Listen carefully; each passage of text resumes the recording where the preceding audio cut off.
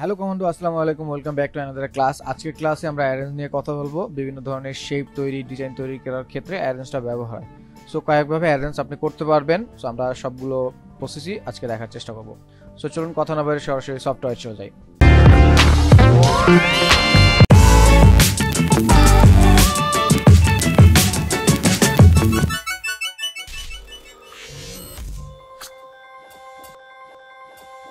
ওকে, software এসে প্রথমে আমি আমার একটা শেপ অ্যারেঞ্জ করে নিব।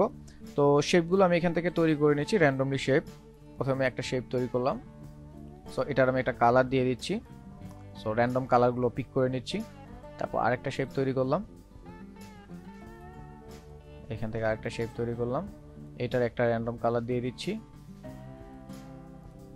তারপর একটা বৃত্ত তৈরি করতেছি, একটা পলিগন তৈরি করতেছি,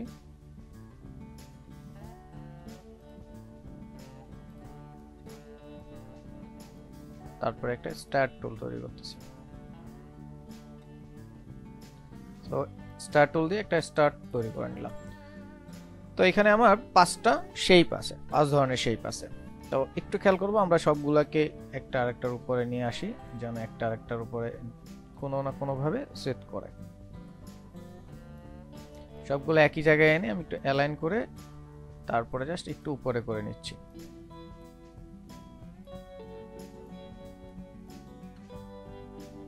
কাইন্ড অফ এরকমটা। সো নাও এখন খেয়াল করেন, দেখেন আমি প্রথমে শেপ নিলাম, শেপগুলো যখন তৈরি করলাম তখন প্রথম যেটা তৈরি করলাম সেটা সবার নিচে চলে গেছে। এখন তারপরে যেটা সেটা এটার উপরে, এরপরে এরকম ক্রমান্বয়ে এরকম শেপ অ্যারেঞ্জ হয়ে আসছে। তো আমরা শেপ কিভাবে অ্যাবভ অ্যান্ড বিহাইন্ড এইভাবে কিভাবে ড্রয়িং করে এটা কিন্তু আমরা অলরেডি আমাদের টিউটোরিয়ালে দেখে ফেলছি। আমাদের আগের পর্বগুলো দেখে আসবেন, যখন আমরা শেপ ড্রয়িং করছি। টুলস যখন শেষ হলো তখন শেষের দিকে আমরা এই অপশনগুলো নিয়ে কথা বলছি। তো এর বাইরে আসলে আমাদের ডিফারেন্ট ভাবে আমাদের শেপ অ্যারেঞ্জ করতে হয়। যেমন এটা তো হচ্ছে আপনি যখন তৈরি করবেন তখন আসলে এটা নিচে উপরে হবে। সো এমন হতে পারে যখন আপনার কাজের মাঝখানে এইটাকে হয়তো বা আপনার এইটার নিচে দিতে হবে, এমন হতে পারে এই শেপটাকে আমার এইটার নিচে দিতে হবে।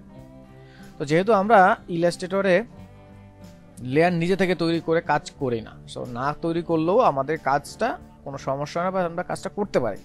সো এই সুবিধার জন্যই আমরা লেয়ারটা তৈরি করি না। তো মূলত লেয়ার তৈরি করলে এই সমস্যাটা আর কখনোই হয় না। সো আমরা দুইভাবেই দেখবো এই সমস্যার সমাধান করে কিভাবে। তো প্রথমে আমরা এই কাজটা করার জন্য জাস্ট মাউসের রাইট ক্লিক করব। সো রাইট ক্লিক করলে আমরা এখানে দেখতে পাবো অ্যারেঞ্জ, অথবা আপনি যদি এখান থেকে অবজেক্টে আসেন, অবজেক্ট থেকে দেখবেন এখানে অ্যারেঞ্জ আছে। সো অ্যারেঞ্জ থেকে দেখবেন ব্রিং টু ফ্রন্ট আছে, bring forward, send backward, send to backward, send to current layer. So এই চারটাই মূলত থাকে।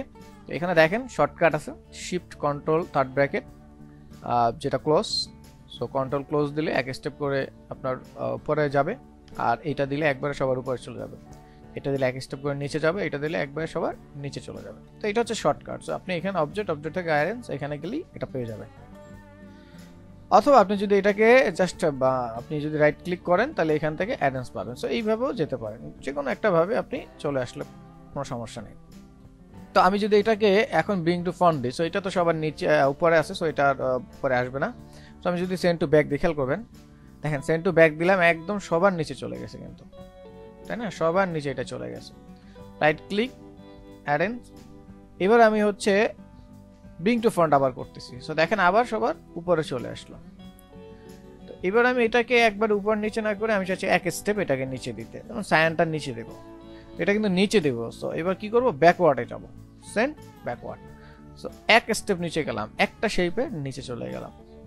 সো এই কাজটা এইভাবে আপনি যদি চান করতে পারেন, কোনো সমস্যা নেই। যদি এইভাবে না করতে চান, ঠিক উইন্ডো থেকে লেয়ার প্যানেলটাকে ওপেন করবেন, লেয়ার্স এই প্যানেলটা ওপেন করে নেবেন। সো দেখেন আমরা লেয়ার না নেওয়ার কারণে কিন্তু এই জিনিসটা হয়েছে। আমরা যদি লেয়ার নিই, সাপোজ এই যে দেখেন এখানে লেয়ার 1 আছে, এই লেয়ার 1 এর মধ্যে কিন্তু আমাদের দেখেন পাথ আছে কয়টা, 1 2 3 4 5টা পাথ আছে। সো আমরা লেয়ার 2 যদি নিই, যেমন দেখেন এখানে প্লাস আইকন আছে, ক্রিয়েট নিউ লেয়ার। সো এখানে যদি আমি ক্লিক করি, এখন এই লেয়ারটাকে সিলেক্ট রাখা অবস্থায় যদি আমি একটা শেপ তৈরি করার চেষ্টা করি, দেখেন সো এখন এটা সবার উপরে কিন্তু হয়েছে। এটাকে আমি আমার মতো করে যা ইচ্ছে কালার দিতে পারি। সাপোজ একটা কালার দিলাম। এখন এই লেয়ারটাকে যদি আমি টেনে নিচের দিকে দিয়ে দিই, দেখেন এটা নিচে চলে গেল। সেভাবেও আপনি অ্যারেঞ্জ করতে পারবেন। লেয়ার। আবার এই যে পাথের মধ্যে যদি যান, সো পাথ যেটাকে চান উপরে নিচে করবেন সেভাবেও আপনি অ্যারেঞ্জ করে নিতে পারবেন, সেইভাবেও করে নিতে পারবেন। অ্যাজ ইউজুয়াল এইভাবেও করা যায়, আপনি ওভাবেও করতে পারবেন। লেয়ার নিতে পারবেন, লেয়ার ছাড়াও নিয়ে কাজ করতে পারবেন। আর যদি এভাবে শর্টকাট দেন, যেমন রাইট ক্লিক এখান থেকে এভাবে শর্টকাট দেন, সো শর্টকাট দিলেও দেখবেন এক স্টেপ স্টেপ করে নিচে যাচ্ছে। সো আমি এখন শর্টকাট দিয়ে আপনাদের দেখাচ্ছি, আর এখানে দেখবেন পরিবর্তনটাও আপনারা দেখতে পাবেন। এটাকে সিলেক্ট করে শর্টকাট দিচ্ছি, সিলেক্ট। তো দেখেন এক স্টেপ করে নিচে যাচ্ছে, দেখছেন? খেয়াল করতেছেন অবশ্যই, এই যে এক স্টেপ করে এটা নিচে চলে গেছে, সবার নিচে। আবার আমি হচ্ছে থার্ড ব্র্যাকেট ক্লোজ যেটা আছে সেটা প্রেস করতেছি, দেখবেন এক স্টেপ করে উপরে আসতেছে, ঠিক আছে?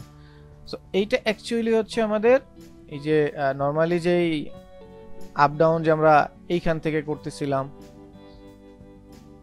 অথবা রাইট ক্লিক করে করতেছিলাম, অ্যারেঞ্জ সেন্ড টু ব্যাক, এই যেভাবে করতেছিলাম সেই প্রসেসটা।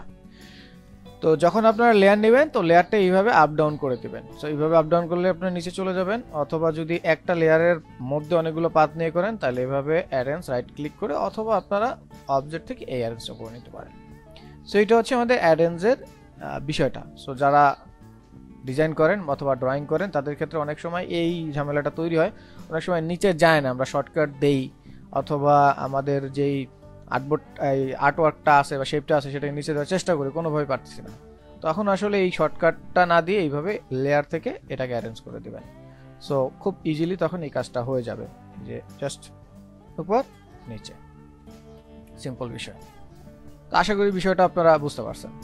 সো ফিউচার কমান্ডো আজকে এই পর্যন্ত শিখি। যারা শেষ পর্যন্ত ছিলেন তাদের কমান্ডো স্যালুট। দেখা হচ্ছে পরবর্তী ক্লাসে, ততক্ষণ পর্যন্ত ভালো থাকুন, সুস্থ থাকুন আর বেশি বেশি প্র্যাকটিস করুন। And don't forget to subscribe olposhikhi.com।